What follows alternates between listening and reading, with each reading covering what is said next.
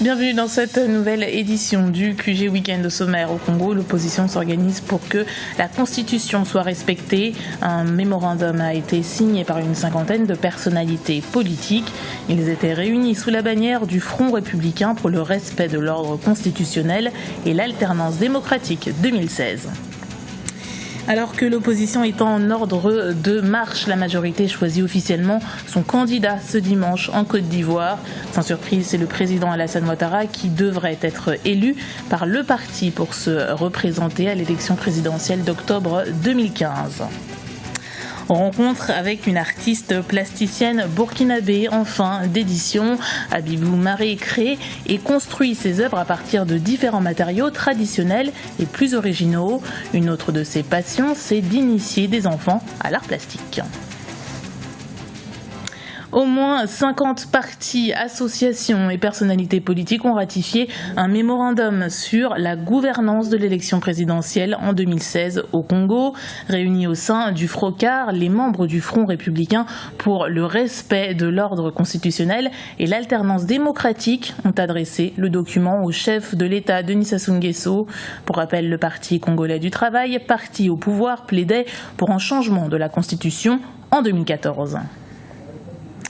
Le 11 avril 2011, le président Alassane Ouattara arrivait à la tête du pays. Son parti, le RDR, le Rassemblement des Républicains, tient ce dimanche 22 mars son congrès au palais de sport de Treichville à Abidjan, Côte d'Ivoire. Il devra être investi à la tête du parti pour la présidentielle de 2015. Ibra Radinjaï. C'était l'une de ses promesses lors de sa campagne électorale, créer les conditions favorables à la réconciliation nationale après la crise post-électorale de 2010. Le chef de l'État ivoirien, Alassane Ouattara, avait alors appelé ses compatriotes à se rassembler autour des valeurs du pardon et de la fraternité. Pour avancer sur la voie de la réconciliation, nous devons affronter notre victoire et notre histoire. Notre histoire, c'est d'abord celle d'un pays qui s'est forgé dans la diversité, dans l'unité et dans la fraternité. C'est aussi celle d'un pays qui, contre toute attente, s'est détourné de ses valeurs et a connu une grave crise identitaire. Aujourd'hui, une immense tâche nous attend. Pour bâtir une société démocratique, fondée sur l'état de droit et la justice, il nous faut semer ensemble la graine de la paix dans le dialogue, la vérité et le pardon. Pour de nombreux Ivoiriens, la réconciliation nationale connaît toutefois des zones d'ombre. Les autorités ivoiriennes sont accusées d'appliquer une justice des vainqueurs suite aux actions judiciaires lancées contre plusieurs anciens ténors du FPI, le Front populaire ivoirien. Les observateurs, quant à eux, restent prudents. Si la CDVR, la Commission Dialogue, Vérité et Réconciliation, n'a pas encore atteint son objectif de réconcilier tous les Ivoiriens, elle aura néanmoins permis de faire un pas vers la pacification. Il est évident que la Commission Dialogue, Vérité et Réconciliation n'a pas donné réponse à toutes les attentes et qu'on peut rester insatisfait par rapport à son bilan. On ne peut pas dire que le bilan est catastrophique, le bilan est mitigé, il est insatisfaisant. Et au-delà de la CDVR, ou plutôt au-delà de l'équipe actuelle, de la commission actuelle et du président Bani, il est important de poursuivre cette réconciliation avec des acteurs nouveaux et différents, tout en prenant en compte les acquis du travail réalisé par la CDVR et aussi l'expérience acquise par le président Bani et l'ensemble de son équipe. Un fonds de 10 milliards de francs CFA a été mis en place pour indemniser les victimes de la crise post-électorale de 2010-2011. Sur le plan diplomatique, la Côte d'Ivoire a retrouvé tout son poids dans la sous-région et a repris sa place sur la scène internationale. Et sachez que plus de 6000 membres du Rassemblement des Républicains sont attendus ce dimanche au Palais des Sports de Treichville à Abidjan.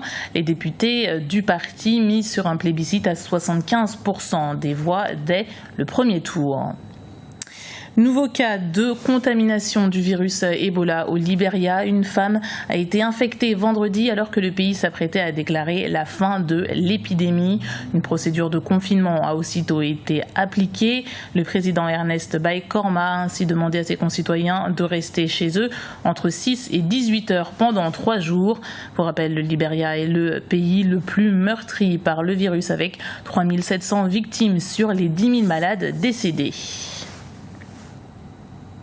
De la culture pour terminer ce journal, et Abibou Maré est une artiste peintre et plasticienne burkinabé depuis plus de 15 ans. Elle veut, à travers ses œuvres, montrer un visage différent de l'Afrique. Une autre de ses ambitions est de transmettre sa passion aux plus petits. Reportage de notre correspondant Wenjam Valentin Comparé. Éduquée par la peinture, c'est l'ambition de Abibou Maré, artiste peintre et plasticienne burkinabé. Outre ses créations, des poupées qui représentent la vie au quotidien de la femme africaine et l'enfance épanouie, l'artiste met son savoir-faire au service de l'éducation.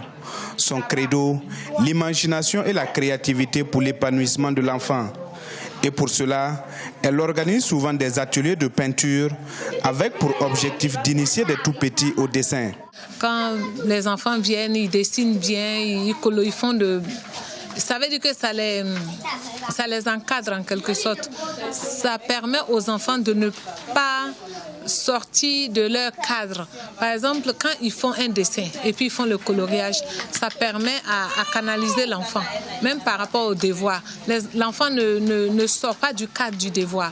Donc on voit tout de suite l'impact sur le dessin. Environ 2 fois par semaine, ce sont des dizaines d'enfants qui fréquentent les ateliers de Abibou Maré. Ces apprenants sont motivés à apprendre le dessin. Je dessine le drapeau de mon pays parce qu'à l'école, on nous a dit de respecter le drapeau de mon pays. Je dessine une fille qui porte la peau de zèbre. Je ne suis pas sortie pour jouer.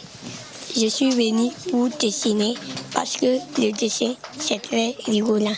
Aujourd'hui, j'ai dessiné la pluie et quelqu'un qui regarde. Un œil qui regarde. La dernière exposition de Abibou Maré nommée Timé Nadia, jolie en langue locale, date de février 2015. Artiste décoratrice, elle utilise du coton, du textile, des pains, des louches et le bois pour ses créations. C'était le journal de la rédaction. Merci de l'avoir suivi. Retrouvez dans un instant une nouvelle édition du QG Week-end sur Africa 24.